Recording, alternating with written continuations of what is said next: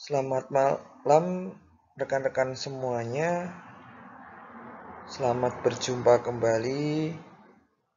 Pada kesempatan kali ini kita akan belajar mengenai sifat-sifat perpangkatan pada pembelajaran matematika kelas 9. Ada 9 sifat perpangkatan yang akan saya sampaikan pada kesempatan malam hari ini.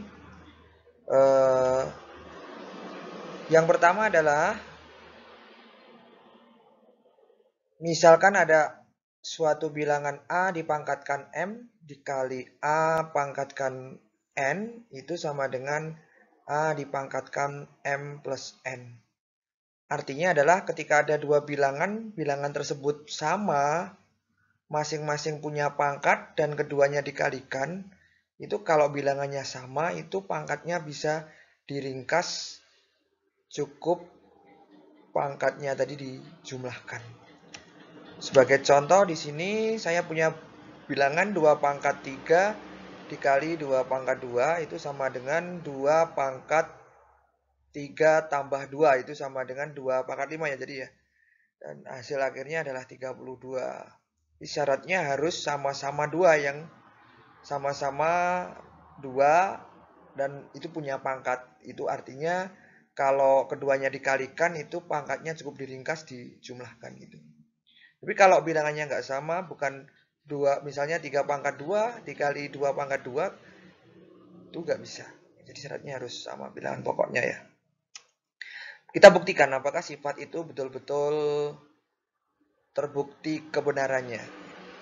Jadi 2 pangkat 3 dikali 2 pangkat 2 itu kan artinya sama dengan 2 pangkat 3 hasilnya 8, 2 pangkat 2 hasilnya 4. Jadi kan 8 kali 4 sama dengan 32. Karena hasilnya sama berarti kedua sifat tersebut betul-betul terbukti.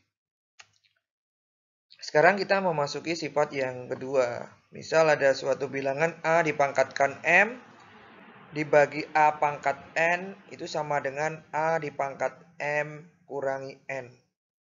Atau dalam bentuk lain A pangkat M per A pangkat N itu juga sama dengan A dipangkat M kurangi N. Karena pembagian itu sama dengan artinya per ya, per artinya sama dengan pembagian itu. Ini adalah kebalikan dari sifat yang pertama. Jadi kalau sifat yang pertama tadi jika ada dua bilangan yang sama, kemudian masing-masing punya pangkat dan kedua bilangan tersebut dikali, pangkatnya bisa diringkas untuk saling dijumlahkan. Tapi kalau kedua bilangan yang sama dan masing-masing punya pangkat tadi dibagi, itu bilangan tersebut dapat diringkas dengan pangkatnya dikurangkan. Sebagai contoh, kita lihat contohnya. Di sini saya punya bilangan 2 pangkat 4 dibagi 2 pangkat 2 itu sama dengan 2 pangkat 4 kurangi 2. Jadi sama dengan 2 ya, 2 pangkat 2 ya. 2 pangkat 2 sama dengan 4. Pembuktiannya 2 pangkat 4 dibagi 2 pangkat 2 itu sama dengan artinya 16 bagi 4 sama dengan 4 juga. Jadi karena hasilnya sama berarti sifat yang kedua itu terbukti. Oke, sekarang kita memasuki sifat yang ketiga, yaitu misal ada suatu bilangan A dipangkatkan M, kemudian dipangkatkan N lagi, itu sama dengan A dipangkat M kali N. Ini artinya bahwa ada suatu bilangan yang jika bilangan tersebut punya pangkat kemudian dipangkatkan lagi, berarti pangkat yang double tadi saling dikalikan. Sebagai contoh, saya punya bilangan 2 pangkat 3 kemudian dipangkatkan 2 lagi. Itu artinya sama dengan 2 dipangkatkan 3 kali 2. Jadi sama dengan 2 pangkat 6. Jawabannya 64. Kita buktikan apakah sifat itu betul. Coba. 2 pangkat 3 kemudian dipangkatkan 2 lagi. 2 pangkat 3 itu artinya sama dengan 8 masih dipangkatkan 2 lagi. 8 pangkat 2 jawabannya 64. Karena hasilnya sama berarti sifat tersebut terbukti ya. Terbukti. Oke, sekarang kita ke sifat yang keempat. Sifat yang keempat itu sedikit ada perbedaan dari sifat yang ketiga. Tapi hampir mirip ya, hampir mirip. Tapi nggak ada perpangkat yang double. Misalkan ada dua bilangan A dikalikan B, kemudian mereka dikurung, di luar kurung ada pangkat M, itu artinya pangkat M itu dimiliki mereka berdua. Maksudnya bagaimana? Itu sama artinya dengan A dipangkatkan M, kemudian B dipangkatkan M. Sebagai contoh, saya punya bilangan 3 dikalikan 2 di dalam kurung, kemudian di luar kurung ada pangkat 2. Itu artinya sama dengan masing-masing dipangkatkan dua bilangan tersebut. 3 pangkat 2 dikali 2 pangkat 2, itu sama dengan 3 pangkat 2 hasilnya 9, dikali 2 pangkat 2 hasilnya 4. 9 kali 4 jawabannya 36. Kita buktikan apakah sifat itu betul-betul terbukti. 3 kali 2 kan 6, masih dipangkatkan 2. Jadi 6 pangkatkan 2 itu jawabannya 36. Karena hasilnya sama, berarti sifat yang keempat terbukti. Oke, sekarang kita memasuki sifat yang kelima. Itu hampir sama dengan sifat yang keempat. Jadi ada dua bilangan, masing-masing punya pangkat, kemudian dipangkatkan lagi. Itu artinya kedua bilangan tadi pangkatnya yang ada di dalam kurung dikalikan dengan pangkat yang ada di luar kurung.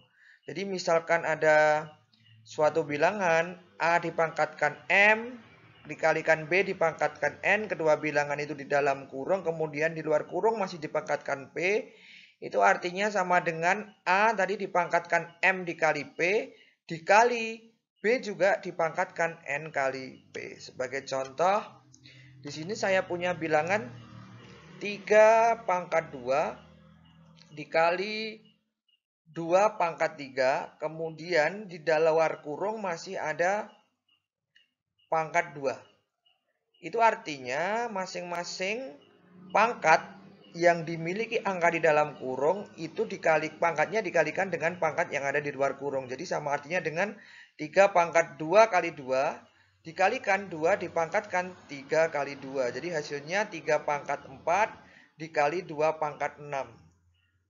Yang artinya sama dengan 3 pangkat 4 hasilnya 81 dikali 2 pangkat 6 hasilnya 64. Jadi hasil akhirnya adalah 5184. Kita buktikan apakah sifat itu betul-betul berlaku ya. Oke, sekarang kita lihat di pembuktiannya. 3 pangkat 2 dikali 2 pangkat 3, kemudian di luar kurung masih dipangkatkan 2 lagi. Itu 3 pangkat 2 hasilnya 9, dikali 2 pangkat 3 hasilnya 8, kemudian dipangkatkan 2 lagi. 9 kali 8 yang ada di dalam kurung, itu kita kalikan karena ada di dalam kurung, dikerjakan terlebih dahulu. 9 kali 8, 72. Masih di luar kurung masih dipangkatkan 2 lagi. Jadi 72 dipangkatkan 2, hasilnya juga sama 5184. Jadi sifat yang kelima itu betul-betul terbukti. Sekarang kita ke sifat yang keenam. Ini kebalikan dari sifat yang kelima. Kalau tadi dikalikan, sekarang dalam bentuk pecahan. Jadi di sini saya punya bilangan pecahan yang masing-masing punya pangkat, kemudian di luar kurung pada bilangan pecahan tadi masih dipangkatkan lagi. Jadi nanti pangkat yang dimiliki bilangan yang ada di dalam kurung itu pangkatnya masih dikalikan dengan pangkat yang ada di luar kurung. Jadi contoh A dipangkatkan M per B dipangkatkan N. Kedua bilangan pecahan tadi masih dipangkatkan P, itu sama artinya dengan A dipangkatkan M kali P per B dipangkatkan N kali P. Sebagai contoh, saya punya bilangan pecahan 2 pangkat 2 per 3 pangkat 2 masih dipangkatkan 2 lagi di luar kurung, itu artinya sama dengan 2 dipangkatkan 2 kali 2 per 3 dipangkatkan 2 kali 2. Jadi sama dengan 2 pangkat 4 per 3 pangkat 4. Hasilnya 2 pangkat 4 adalah 16, 3 pangkat 4 adalah 81. Jadi jawabannya adalah 16 per 81. Kita buktikan apakah sifat itu betul-betul terbukti.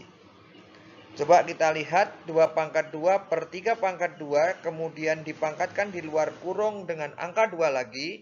Itu sama dengan 2 pangkat 2 4, 3 pangkat 2 9. Jadi 4 per 9 dipangkatkan 2 lagi sama dengan 4 pangkat 2 16, 9 pangkat 2 81. Jadi hasilnya sama. Jadi sifat yang ke-6 itu juga terbukti.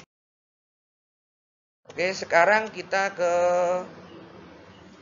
sifat yang ke-7.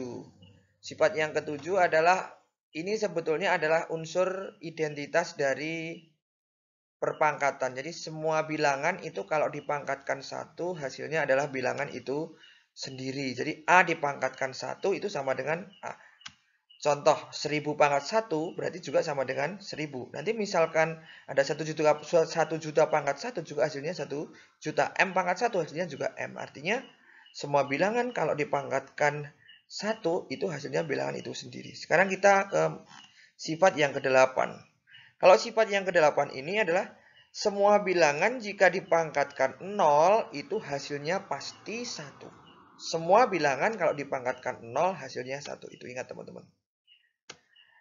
Contoh, 28 pangkat 0 itu 1.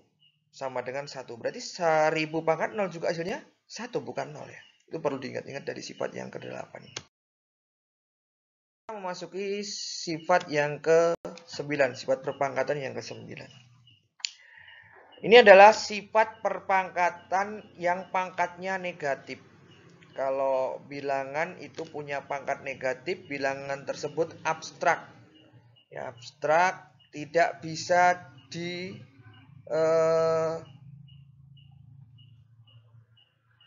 kerjakan langsung. Jadi kita harus mengubahnya terlebih dahulu agar pangkatnya menjadi positif. Caranya bagaimana? Itu kita buat 1 per. Jadi ketika dia awalnya sebagai pembilang, berarti supaya menjadi positif pangkatnya, maka bilangan tersebut sekaligus pangkatnya kita alihkan ke penyebut. Jadi misalkan A pangkat min N itu biar menjadi pangkat positif itu menjadi 1 per A pangkat N. Nah setelah itu baru bisa dikerjakan supaya pangkatnya berubah menjadi positif. Sebagai contoh di sini 2 pangkat negatif 3 itu sama dengan 1. Kita jadikan rubah positif dulu 1 per 2 pangkat 3. Jadi ketika sudah menjadi penyebut, beralih ke penyebut 2 pangkat min 3-nya, negatifnya hilang. Jadi menjadi 2 pangkat 3. Jadi sama dengan 1 per 2 pangkat 3, 8. Jadi 1 per 8. Oke, sekarang kita akan belajar juga tentang perpangkatan bilangan negatif. Jadi saya tidak mengenalkan sifat-sifatnya, tapi langsung saya aplikasikan ke contoh soal. Di sini ada contoh soal 1. Nomor 1, negatif 2 dipangkatkan 3 itu sama dengan negatif, kalau dijabarkan berarti negatif 2 kali negatif 2 kali negatif 2. Negatif 2 kali negatif 2, 4. Negatif kali negatif, positif. 4 kalikan negatif 2, negatif 8. Jadi jawabannya negatif 8. Sekarang contoh soal yang kedua. Negatif 2 dipangkatkan 2. Itu sama dengan artinya negatif 2 kali negatif 2. Negatif kali negatif hasilnya positif. Jadi jawabannya positif 4. Kita dapat menarik sebuah kesimpulan dari contoh soal tersebut. Kesimpulan yang pertama. Sebuah bilangan negatif, sebuah bilangan bulat negatif, jika dipangkatkan dengan bilangan ganjil, jadi kalau pangkatnya ganjil, maka hasilnya tetap negatif. Itu terlihat dari contoh soal nomor 1. Ini nanti kalau misalkan pangkatnya 7, hasilnya negatif. Kalau pangkatnya 9, negatif. Gitu ya. Syaratnya ganjil. Bilangannya negatif, pangkat ganjil, pasti hasilnya negatif. Dari contoh soal nomor 2 dapat kita simpulkan bahwa sebuah bilangan bulat positif, sebuah bilangan bulat negatif Jika dipangkatkan dengan bilangan genap, maka hasilnya menjadi positif. Itu terbukti dari penjabarannya tadi. Ini sebuah kesimpulan yang dapat kita ambil. Jadi nanti kalau misalkan dipangkatkan 6, itu hasilnya positif. Kalau dipangkatkan 8, hasilnya juga positif. Itu yang menjadi catatan. Jadi kesimpulannya kalau bilangan negatif itu dipangkatkan ganjil, hasilnya tetap negatif. Kalau dipangkatkan genap, hasilnya pasti positif. Gitu ya. Itu yang menjadi catatan penting dari teman-teman semuanya. Tapi ingat, berbeda dengan contoh soal yang ketiga dan keempat ini. Kita cermati sekilas hampir sama. Tapi ini sebetulnya berbeda. Nomor 3 ini sekilas hampir sama dengan nomor 1. Negatif 2 pangkat 3. Kalau kita lihat, hanya ada letak perbedaan ada pada tanda kurung. Kalau di nomor 1 itu ada tanda kurung. Kalau di nomor 3 ini tidak ada kurungnya pada bilangan negatifnya. Artinya apa? Kalau tidak ada tanda kurung berarti pangkat 3 itu hanya melekat pada angka 2. Jadi negatifnya berdiri sendiri. Jadi yang dipangkatkan 3 hanya duanya. Jadi negatifnya berdiri sendiri jadi negatif 2 pangkat 3. Negatif 8. Karena kalau dijabarkan itu sama dengan artinya dengan negatif dalam kurung 2 kali 2 kali 2. Jadi jawabannya negatif 8. Jadi kalau tidak ada kurungnya hati-hati ya. Kesimpulan tadi tidak berlaku. Sekarang untuk sifat yang keempat. Negatif 2 dipangkatkan 2. Juga tidak ada kurungnya. Ini jangan terjebak. Sekilas seperti nomor 2. Tapi meskipun ini pangkatnya genap, ini hasilnya tetap negatif. Mengapa? Seperti yang saya katakan tadi, kalau tidak ada kurungnya, pangkat 2 ini melekat pada angka 2 di depannya. Negatifnya berdiri sendiri. Jadi artinya ini sama dengan negatif dalam kurung 2 kali 2. Jadi jawabannya tetap negatif 4. Tuh, jadi hati-hati ya, perhatikan tanda kurung juga. Itu untuk bilangan negatif. Kesimpulannya begitu. Itu pesan saya, teman-teman, bilangan negatif itu harus hati-hati.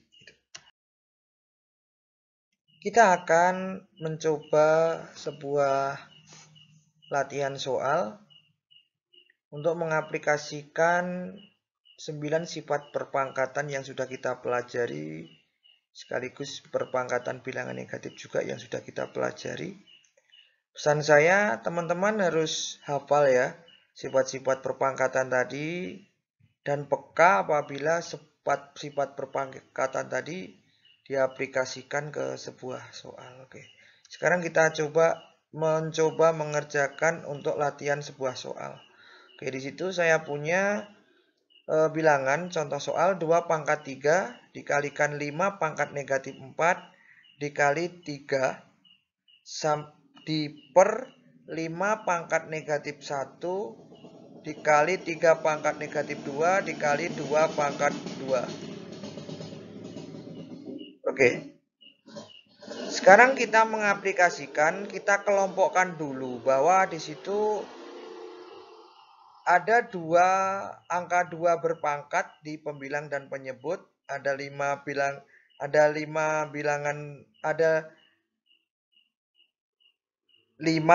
yang juga punya pangkat di pembilang dan penyebut, dan ada angka 3 yang punya pangkat di pembilang dan penyebut. Kita kelompokkan. Kalau per itu kan artinya sama dengan dibagi. Jadi 2 itu yang di pembilang ada pangkat 3. Kalau di penyebut ada pangkat 2 pangkat 2.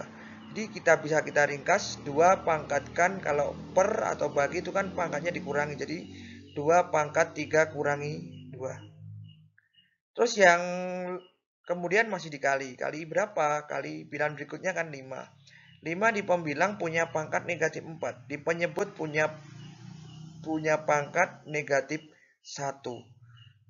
Jadi sama seperti yang angka 2 tadi, kalau antara pembilang dan penyebut, itu karena per itu artinya dibagi, itu sama dengan artinya pangkatnya dikurangi. Jadi negatif 4 kurangi negatif 1. Oke. Sekarang untuk yang angka 3. Angka 3 di pembilang nggak punya pangkat sekilas. Tapi sebetulnya sebuah bilangan itu kalau dia tidak ditulis pangkatnya itu sama dengan pangkat 1. Jadi di situ untuk di pembilang sebetulnya adalah 3 itu pangkat 1. Ingat-ingat kalau nggak ada pangkat itu artinya pangkat 1 ya. Untuk yang di penyebut pangkatnya negatif 2. Jadi sama dengan kalau dijadikan 1 artinya sama dengan 3 dipangkatkan 1 per itu artinya dibagi, makanya pangkatnya dikurangi. Jadi 1 kurangi negatif 2. Oke, hasilnya 2 pangkat 3 kurangi 2 sama dengan 2 pangkat 1 dikali 5 dipangkatkan negatif 4 kurangi negatif 1 itu artinya negatif 4 kurangi negatif 1 itu artinya negatif 4 plus 1 berarti 5 pangkat negatif 3. Dikalikan 3 masih tadi dipangkatkannya 1 kurangi negatif 2. 1 kurangi negatif 2 itu artinya sama dengan 1 tambah 2. Jadi sama artinya dengan 3 pangkat 3. 3 pangkat 1 plus 2 kan 3 pangkat 3 gitu ya. Di sini ada satu permasalahan yaitu pangkatnya negatif. Jadi saya tadi katakan kalau bilangan itu berpangkat negatif artinya bilangan tersebut abstrak tidak bisa dikerjakan. Makanya harus kita rubah agar pangkatnya berubah menjadi positif ya. Caranya bagaimana? Seperti sifat tadi bahwa jika dia berposisi sebagai pembilang dia harus digeser ke penyebut. Sebaliknya kalau dia penyebut digeser ke pembilang. Jadi kita buat per ya. Dipindah 5 pangkat 3, 5 pangkat negatif 3 dipindah ke penyebut agar pangkatnya berubah menjadi positif. Jadi sama artinya dengan 2 pangkat 1 dikali 3 pangkat 3 per 5 pangkat 3. Kalau sudah tidak ada problem atau masalah berarti kita tinggal mencari jawabannya. 2 pangkat 1 itu sama dengan 2, 3 pangkat 3 itu sama dengan 27. Jadi 2 kali 27 yang di pembilang. Kalau di penyebut 5 pangkat 3 itu hasilnya 125. Jadi hasil akhirnya adalah 2 kali 27 54 per 125. Itu penjelasan dari saya teman-teman dan rekan-rekan semuanya tentang sifat-sifat perpangkatan. Semoga penjelasan ini dapat bermanfaat dan teman-teman semuanya bisa memahami materi sifat-sifat perpangkatan. Sekian penjelasan dari saya tentang materi sifat-sifat perpangkatan. Lain kali kita bisa belajar bersama kembali pada materi yang lain. Terima kasih.